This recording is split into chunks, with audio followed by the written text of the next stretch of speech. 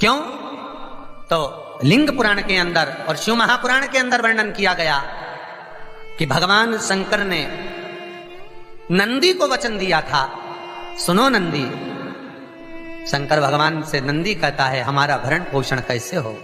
शंकर भगवान कहते हैं नंदी मेरे शिवलिंग पर यदि, कई लोगों को थोड़ा ध्यान दीजिएगा, है बहुत कथा पर बहुत ध्यान देना, शिव महापुराण की कथा है, बार बार ऐसी कथा नहीं मिल सकती आपको। सुनोगे आप अपनी जगह पर, बहुत वक्ता हैं, बहुत प्रेम से बांचते हैं, पर जो कथा रसतत्व से आपको मिल जाए उसको ले लीजिए महाराज। कोई वस्तु, कोई भोजन आप बनाकर लेकर गए हो, कोई पकवान आप बनाकर लेकर गए हो, कोई फल लेकर गए हो, यदि शिवलिंग पर वो पकवान, वो मिठाई, वो फल टच हो गया तो वो खाने के योग्य नहीं रहता, वो घर पर लेकर मत आना, मंदिर में ही छोड़कर।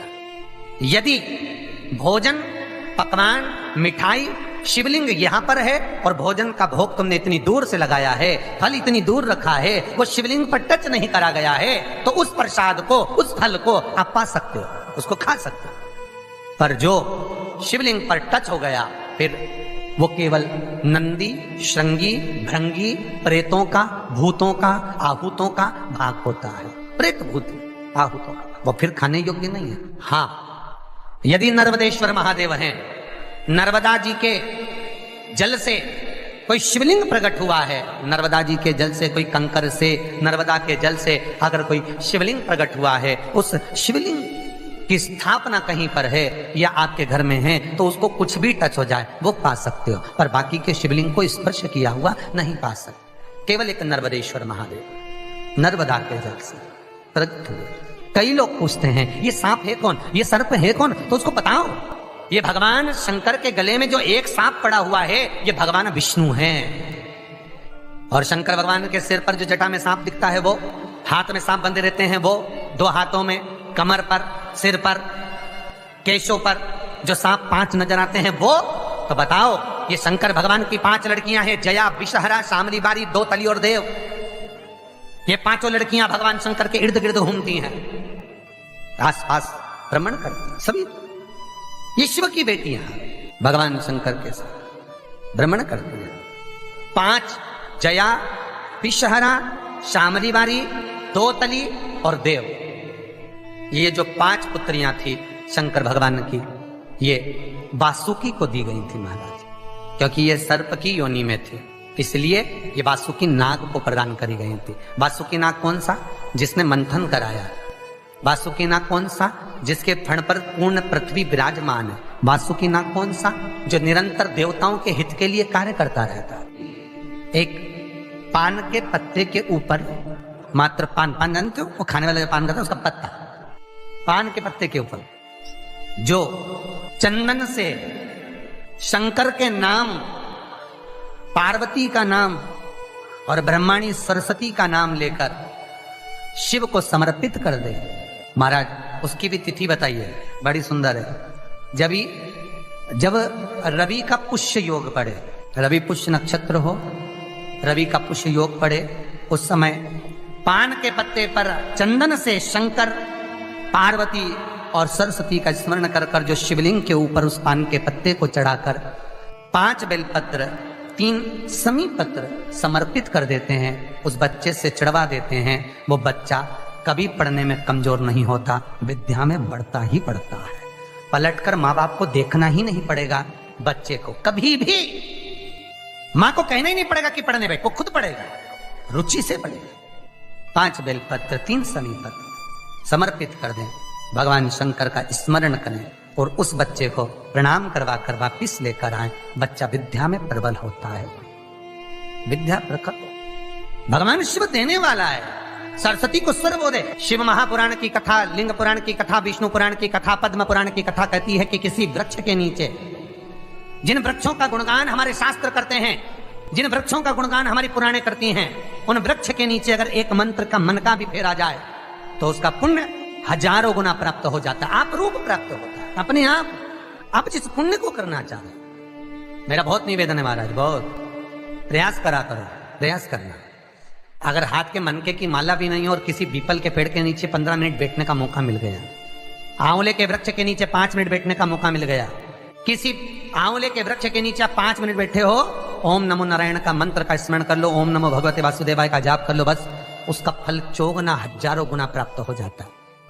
शमी के पेड़ के नीचे बैठे हो, श्री शिवाय नमस्तुभ्यम का जाप करिए, चौगुना गुना फल मिलेगा, 1000 गुना फल। बेलपत्री के पेड़ के नीचे गए हो, ओम नमः शिवाय ओम का जाप करिए, फल मिलेगा। उस फल को हमें पाना है। कई लोग कहते हैं महाराज हम पूजन बहुत करते हैं, हम पाठ करते हैं, हम अर्चना करते हैं, हम व्रत रखते हैं, हम उपासना करते हैं, हम दान करते हैं, हम पुण्य करते हैं, हम सत्कर्म करते हैं, उसके बाद भी दुख क्यों है? हम पूजन तो कर रहे हैं। आपके पेट में दर्द हुआ, मान लो आपके सिर में दर्द हुआ, अब सिर में दर्द हुआ तो आपने गोली तो खाई, एनासिन भी खाई, क्रोसिन भी खाई, डिस्परिन भी खाई, कॉम्बिफ्लेम भी खाई, ना जाने कहां की गोलियां खा गए, सिर में दर्द था और 4-5 तरह की गोली खा गए। तुमने जब तो गोली खा ली और गोली खाने के बाद तुम्हें थोड़ा सा असर भी हो गया, पर इतनी गोलियां जो खाई है तो बाद में रिएक्शन तो करेगी, कुछ तकलीफ तो देगी, कुछ गर्मी तो करेगी, बीपी शुगर ऊंचा नीचा कर सकती है, नहीं पाई।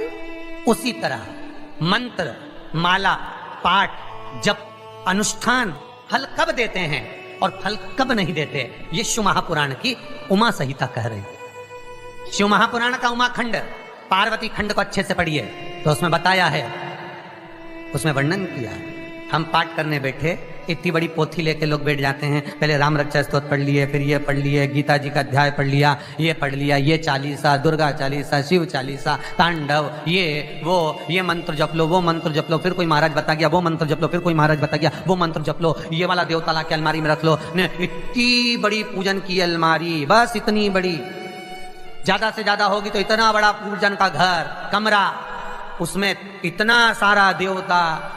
रामेश्वर गई तो उनको ले आई, जगन्नाथ जी गई तो उनको ले आई, द्वारका गई तो उनको ले आई, वृंदावन गई तो उनको ले आई, महाकालेश्वर गई तो उनको ले आई, सारा देवी देवता वहीं बैठा, पितृदेव, ये देव, कुल देवी, शंख देव, घंटी देव, दिया देव, सब उसी में, गणेश जी, शंकर जी, हनुमान जी, राम जी, सब भरा पड़ा। और पूजन करने सुबह से आई, सुबह से इतनी सी शक्कर लाई कटोरी में, इतनी सी शक्कर कटोरी में, भगवान को नहला धुला के कटोरी धर दी। इतनी बड़ी अलमारी में सारा देवता ऐसा कसा कसाया बैठा है, सारा देव। तीर्थ करने फिर गई तो गणेश जी शंकर भगवान से बोले पिताजी फिर जा रही है। शंकर भगवान बोले बेटा खसक के बैठो, फिर पकड़ के लाएगी किसी को, खसक के बैठ, फिर लाएगी किसी, फिर ले आई, फिर रख दिया। पूजन करने आई, कलश रख दिया, मंदिर में ही ढुल गया, भगवान पूरा गीला हो गया। गणेश जी शंकर जी से बोले पिताजी पूरा गीला करके चली गई। शंकर भगवान बोले बेटा तो कल ही आएगी, दिया लगा के गई तो गीले में बैठो, अब नहीं आने वाली। और ध्यान देना साहब, इस कथा को आपके ऊपर लेकर समझाया जा रहा है, क्योंकि शिव महापुराण की कथा कहती है कि आप जो मंत्र जप रहे हो, आप जो माला जप रहे हो, आप जो साधना कर रहे हो, आप जो पाठ कर रहे हो, वह आप पर असर कर रहा है कि नहीं कर रहा है, वो आपको समझना है। राम रक्षा स्तोत्र का पाठ करो तो पहले हनुमान चालीसा पढ़ो, फिर राम रक्षा स्तोत्र करो। शिव चालीसा, दुर्गा चालीसा, गणेश चालीसा, हनुमान चालीसा, गायत्री चालीसा, इन 4-5 चालीसा को एक साथ कभी नहीं पढ़ना। एक चालीसा यदि आपने पढ़ ली है शुरू में, तो पाठ पूरा होने के बाद जब उठने की तैयारी हो तब दूसरी चालीसा पढ़ दो, बाकी की चालीसा भले आप बाद में पढ़ दो। पर एक साथ 4 चालीसा का पाठ नहीं होना चाहिए।